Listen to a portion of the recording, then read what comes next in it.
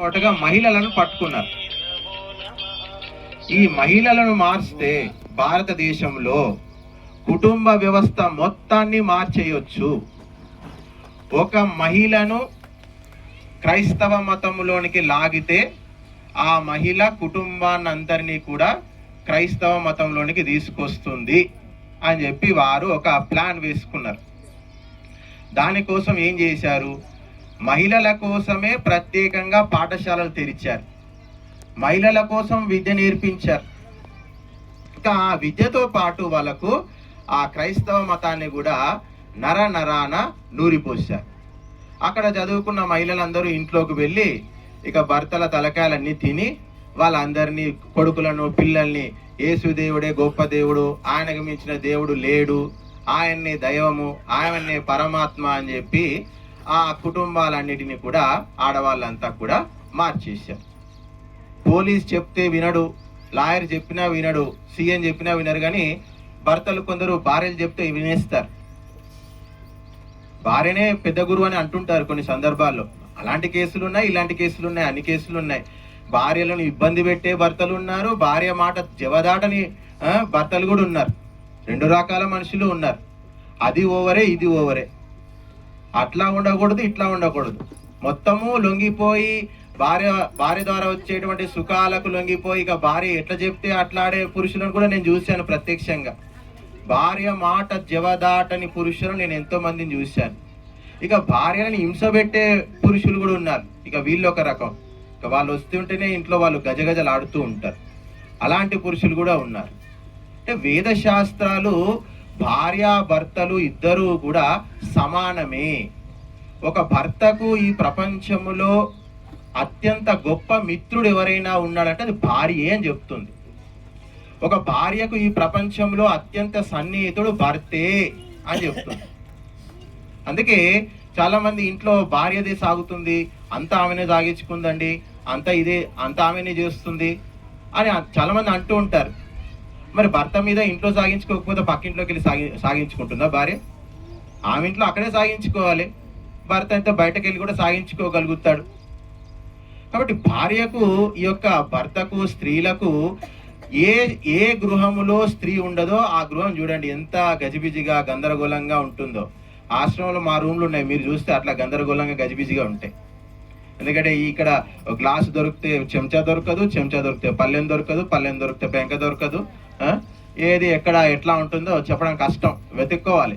అంటే అప్పుడప్పుడు మాకు భక్తులు వస్తుంటారు, భార్య భర్తలు, వాళ్ళిద్దరు వచ్చి ఏం స్వామి ఇట్లు పెట్టుకున్నారని చెప్పి అన్ని సర్దేసి కడిగి తూడ్చి అన్ని సర్ది పెట్టి పోతూ ఉంటారు. ఇక కొందరు వస్తారు అమ్మలు, వాళ్ళు వచ్చి గిన్నెలు కూడా కడిగేసి చక్కగా వాళ్ళు గడిగితే మరి మెరుస్తాయి, మేము గడిగితే అసలు ఏం మెరవు. మరి వాళ్ళు గడిగితే తలతలలాడిపోతూ ఉంటాయి.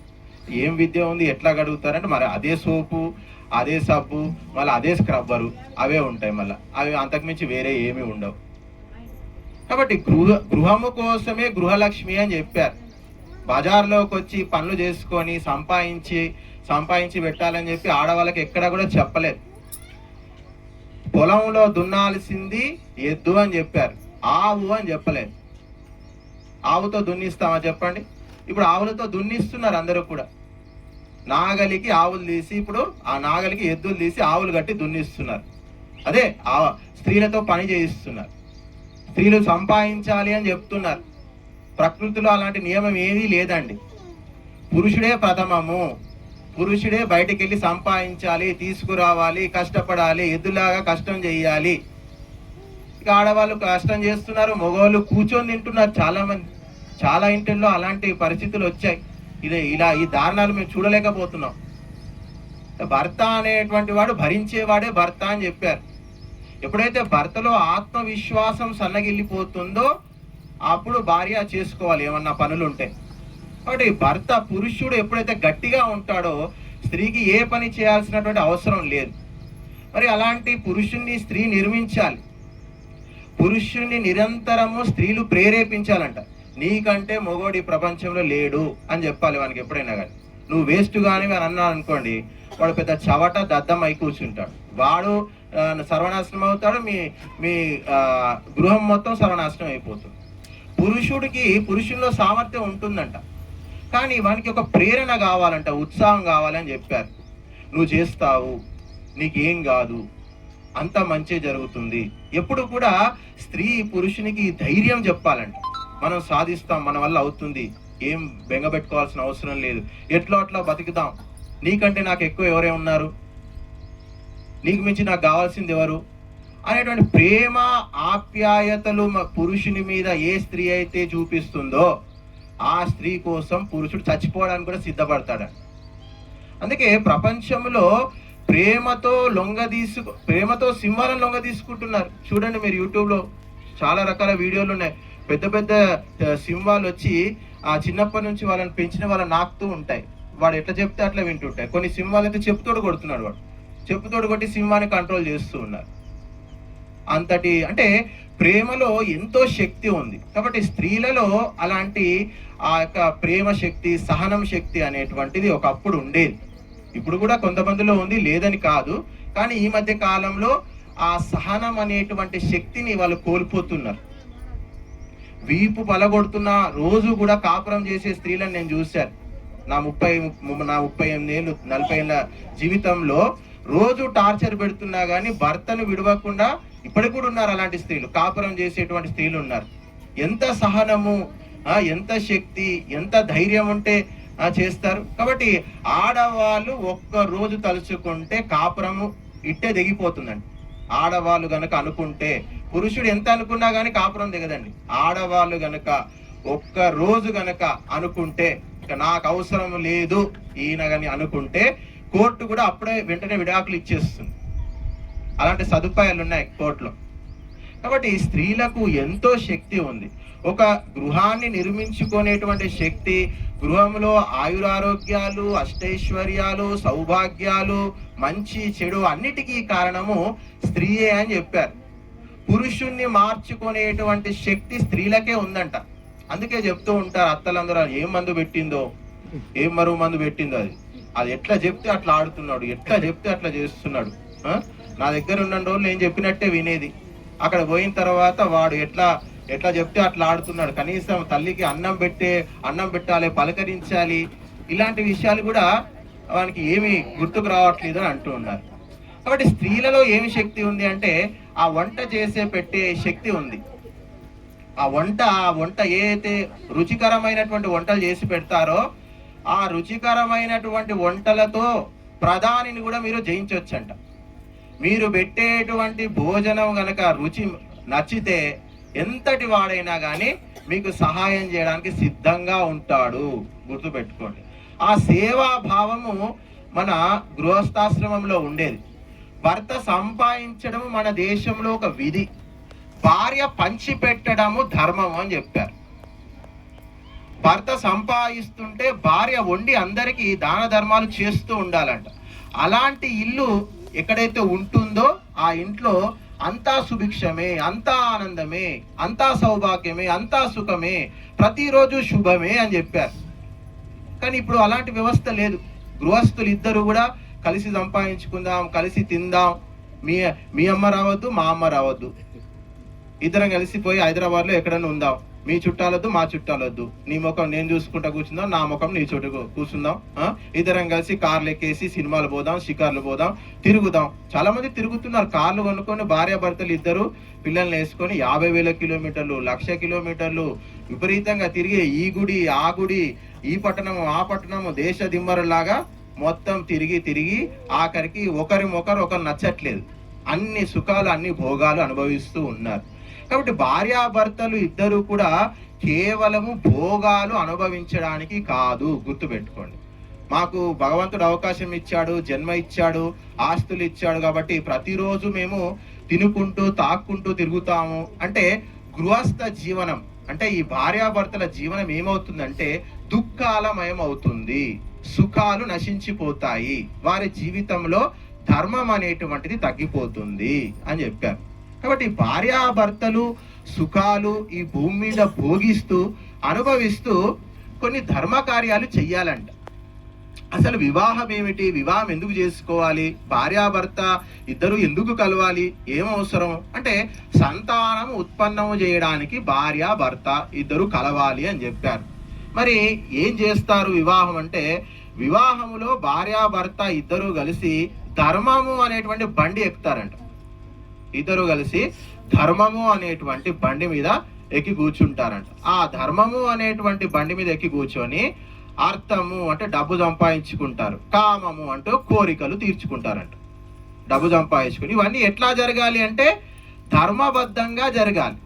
భార్య భర్త ఇద్దరూ కలిసి నిరంతరము ధర్మకార్యాలు చేస్తూ ఉండాలి. నిరంతరము ధర్మకార్యాలు చేస్తూ ఉంటే వారికి ఆ ధర్మబద్ధమైనటువంటి న్యాయబద్ధమైనటువంటి సంపద డబ్బు అనేటువంటిది ఇంటికి వస్తుంది. ఆ ఐశ్వర్యం అనేటువంటిది ఇంటికి వచ్చి పడుతుంది. మరి ఏం ధర్మకార్యాలు చేయాలండి అని అంటే ఇంట్లో ఉన్నటువంటి పెద్దవాళ్ళకు అన్నం పెట్టాలి, వృద్ధులను చూసుకోవాలి. చాలా మంది ఇక వృద్ధులు ఏంటంటే ఇక వృద్ధులు ఒక రకమైన వృద్ధులు తయారయ్యారు. అజ్ఞానము, అవివేకము, మూర్ఖత్వంతో వయసు ఎక్కువైపోయినా కానీ ప్రతి విషయంలో వేలు పెట్టడం, అన్నిట్లో జోక్యం చేసుకోవడం, అందరి మీద పెత్తనం చేయడం, ఇలాంటివి సాధారణంగానే ఒక వ్యక్తిని ఇంకో వ్యక్తి భరించడు. ఇక ప్రతిరోజు నీతులు చెప్పుకుంటూ కూర్చుంటే ఎవరు భరిస్తారు? వాళ్ళు కూడా పెళ్లి చేసుకుని వివాహంలో అడుగుపెట్టింది సుఖశాంతులు అనుభవించడానికా లేకపోతే మీ పాటలు వినడానికా? కాదు కదా. కాబట్టి వృద్ధులను పోషించాలి అంటే వృద్ధులకు కూడా అర్హత ఉండాలి. గృహస్థులకు ఏం అవసరమో ఎంతవరకు అవసరమో అంతవరకే నీతులు చెప్పాలి. ప్రతి విషయంలో జోక్యం చేసుకోకూడదు. ఎంతలో ఉండాలో అంతలోనే ఉండాలి. ఇంకా మంచి విషయం ఏంటంటే వాళ్ళు వచ్చి అడిగితే సలహాలు ఇవ్వండి. మీ ముందు అంతా చిందరవందర అవుతుంది, నాశనం అయిపోతుంది, ఇల్లు అంతా ఒక రకంగా తయారైపోతుంది అంటే చెప్పండి. ఒకవేళ వాడు అర్థం చేసుకుంటే చెప్పండి, వాడు గ్రహించుకుంటే చెప్పండి, వాడు వినే స్థాయిలో ఉంటే చెప్పండి. వాడు వినే స్థాయిలో లేడు, మీ మీదే రెంకలేస్తున్నారంటే మౌనం వహించండి. ఎందుకంటే ఎక్కువ మాట్లాడితే మిమ్మల్ని ఇంటి నుంచి వాడు తరిమేస్తాడు. మా అంకాపూర్లో 2 వృద్ధాశ్రమాలు ఉన్నాయి. వృద్ధాశ్రమాలలో పాపము అంతా వృద్ధులంతా కూడా తల్లులే ఉన్నారు. చాలా మంది ఎక్కువ ఆడవాళ్ళే ఉన్నారు వృద్ధాశ్రమంలో. పాపం వాళ్ళకి ఇంకా కూడా వాళ్ళందరూ బలవంతంగా తీసుకొచ్చి ఆ వృద్ధాశ్రమంలో వాళ్ళని పారేశారు. అయినా కానీ వారికి మోహం చావలేదు. వృద్ధులకు ఇంకా కొడుకు బిడ్డ అని తలుచుకుంటూ వాళ్ళు బాధపడుతూ ఉంటారు. కాబట్టి నేను చెప్పేది ఏంటంటే వృద్ధావస్థ వచ్చిన తర్వాత మహిళలు కాస్త ఈ ప్రేమ, అనురాగము, ఆప్యాయతలు అనేటువంటివి తెంచుకోవడం కంటే తగ్గించుకోవడం మంచిది. ఎంత తెంచుకున్నా పోవు. కాకపోతే ఏంటంటే పరిస్థితులను అర్థం చేసుకొని కొడుకు బిడ్డ కోడలు వాళ్ళ యొక్క పరిస్థితులు అర్థం చేసుకొని మనము కొద్దిగా వాటిని తగ్గించుకునే ప్రయత్నం చెయ్యాలి. ఇంకా ప్రేమ కావాలి, ఆప్యాయత కావాలి, నన్ను చూసుకోవాలి, నన్ను ఆదరించాలి, నన్ను పోషించాలి, నాతో మాట్లాడాలి అంటే ఇప్పుడున్నటువంటి ప్రపంచంలో అలాంటి పరిస్థితి లేదు. ఎందుకంటే కొడుకు బిడ్డ కోడలు అల్లుడు అందరూ కూడా పొద్దున్న లేచి సంపాదించుకునేటువంటి పరిస్థితులే ఉన్నాయి, మామూలు పరిస్థితులు లేవు. కాబట్టి మీరందరూ కూడా మహిళ తలుచుకుంటే ఇంటిని స్వర్గంలా మారుస్తుంది, మహిళ తలుచుకుంటే ఇంటిని శ్మశానంలాగా కూడా మారుస్తుంది. గుర్తుపెట్టుకోండి. ఎప్పుడైతే ఒక తల్లి ప్రతిరోజు సంబంధికులు ఉంటారు, ఇటు నాన్న వైపు నుంచి తల్లి వైపు నుంచి, పొద్దున్న లేచి నుంచి సాయంత్రం వరకు తల్లి ఆ తండ్రి వైపు ఉన్నటువంటి బంధువులందరూ తిట్టిపోస్తూ ఉంది అనుకోండి, పిల్లలకు కూడా వానికి అసహ్యం వేస్తుందండి. వాడు నానమ్మను అందరినీ అసహించుకుంటాడండి. తల్లి ఎవరినైతే అసహించుకుంటుందో కొడుకు కూడా వాళ్ళని అసహించుకుంటాడు. తల్లి ఎవరినైతే దగ్గర తీస్తుందో కొడుకు కూడా వాళ్ళని దగ్గర తీస్తాడు. అది తల్లి యొక్క ప్రభావం అని చెప్పారు. చాలా మంది ఆడవాళ్ళు వచ్చి స్వామీజీ మా కొడుకు మాట వినట్లేదు, మా ఆయన ఇట్లా చేస్తున్నాడు, వాళ్ళు అట్లా చేస్తున్నారు, ఇది అది రకరకాల సమస్యలు చెప్తూ ఉంటారు. ఇంట్లో ఉన్నటువంటి సమస్యలకు రకరకాల కారణాలు ఉంటాయి. కానీ అందులో ముఖ్యంగా ఆధ్యాత్మిక పరమైనటువంటి కారణాలు, ఆహార సంబంధమైనటువంటి కారణాలు, ఇవి 2 ప్రధానంగా ఉండడం వల్ల ఇంట్లో బాధలు ఉత్పన్నమవుతాయి, దుఃఖాలు ఉత్పన్నమవుతాయి. గుర్తుపెట్టుకోండి మీరు. ఎందుకంటే ఒక విషయం ఏమిటంటే మీరు తినేటువంటి ఆహారము ఎప్పటి వరకైతే సాత్వికంగా ఉండదో అప్పటి వరకు మీకు దుఃఖాలు వస్తూనే ఉంటాయి. ఆడవాళ్ళు ఇంట్లో ప్రశాంతత ఉండాలి అంటే ఉప్పు కారాలు తగ్గించుకొని వంట చేసి తినండి, మీ భర్తలకు కూడా పెట్టండి.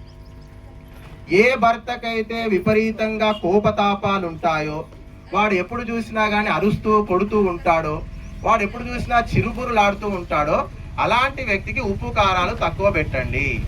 ఉల్లి వెల్లుల్లి కారము పసుపు మిరియాలు ఆవాలు ఇవి తగ్గించాలి. ఇవి మీరు ఎంత ఎక్కువగా వేస్తే వానిలో అంత ప్రకోపం పెరుగుతుంది. కటు పదార్థాలు అంటే వేడిని పెంచేటువంటి పదార్థాలు విపరీతంగా ఆహార పదార్థాలు అస్సలు వాడకండి. ఉల్లి వెల్లుల్లి కూడా తగ్గించండి. అప్పుడు ఆ యొక్క పురుషుడు ప్రశాంతంగా ఉంటాడండి.